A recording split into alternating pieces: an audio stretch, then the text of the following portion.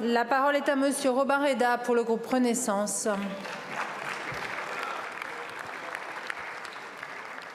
Madame la Présidente, Monsieur le Garde des Sceaux, il avait 15 ans, il s'appelait Shemseddine. Des cris de douleur, des larmes, le silence. Il fallait être dans ce couloir du collège des Sablons de Viry-Châtillon vendredi pour mesurer le désespoir, l'effroi à l'annonce de sa mort. Shemseddine a été tué. Par qui? Pourquoi? L'enquête est en cours et nous respectons le temps de l'enquête. Mais ces cris glaçants résonnent dans ma tête. On ne meurt pas quand on a 15 ans.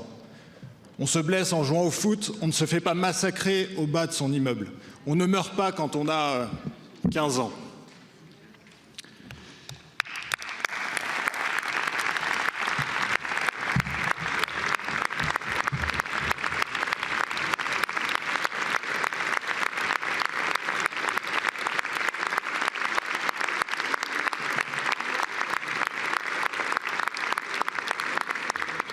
Ce qui s'est produit à Viry-Châtillon est tout sauf un drame ordinaire.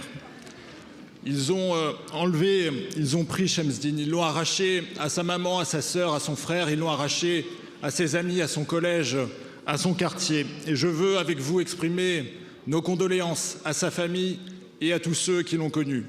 Comme je veux saluer le courage et l'engagement du maire de Viry-Châtillon, Jean-Marie Villain, qui a eu les mots justes,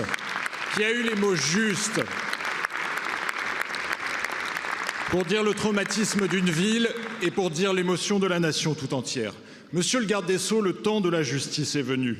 Si les mis en cause sont les coupables, alors il faudra s'interroger sur l'efficacité des mesures judiciaires dont ils ont déjà fait l'objet et sur l'absence d'éducation dans leur cadre familial.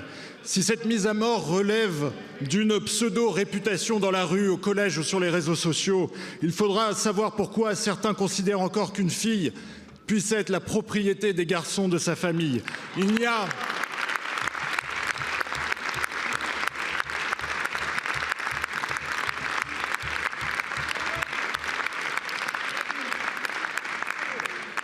aucun honneur à penser qu'une drague entre collégiens mérite la peine de mort.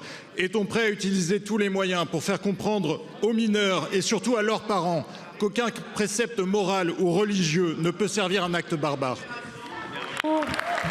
Merci beaucoup, mon cher collègue. La parole est à monsieur Éric Dupond-Moretti, garde des Sceaux et ministre de la Justice.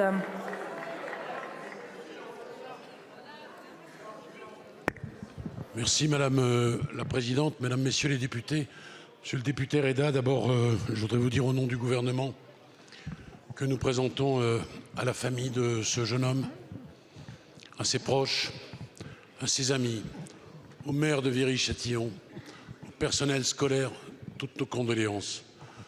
Condoléances attristées et puis aussi l'expression de notre révolte et de notre colère. Que les choses soient très claires, il n'y a pas de crime d'honneur, il n'y a que des crimes d'horreur et en l'occurrence d'horreur absolue.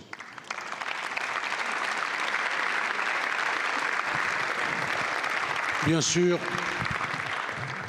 il m'est interdit de commenter l'enquête en cours. Je veux rappeler que si les auteurs sont majeurs, ils encourent la peine de la réclusion criminelle à perpétuité.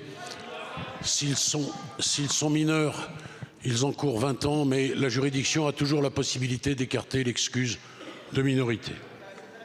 Sur la sécurité, je veux dire et redire à propos de la justice essonnienne qui nous préoccupe particulièrement à cet instant, que nous avons renforcé 7 magistrats, 14 greffiers supplémentaires depuis 2017, que nous allons évidemment continuer et qu'il est ainsi prévu 20 magistrats de plus, 34 greffiers, 15 attachés de justice.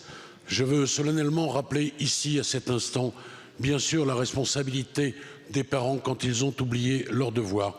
J'ai vu fleurir il y a quelques jours un tweet demandant au président de la République combien de condamnations avaient été prononcées. C'est plus de 310 depuis que j'ai demandé à ce que l'on mette en place cette responsabilité parentale. Elle est indispensable. La délinquance, c'est l'affaire de toutes, de tous. Bien sûr, ce chiffre est en augmentation de 40% depuis le premier trimestre 2023. Oui, c'est une lutte collective. Oui, ça nous implique toutes et tous. les parents en particulier. Monsieur le député, je ne l'ai pas oublié. Merci beaucoup, monsieur le garde des Sceaux. La parole est à monsieur Gérard Le Seul pour le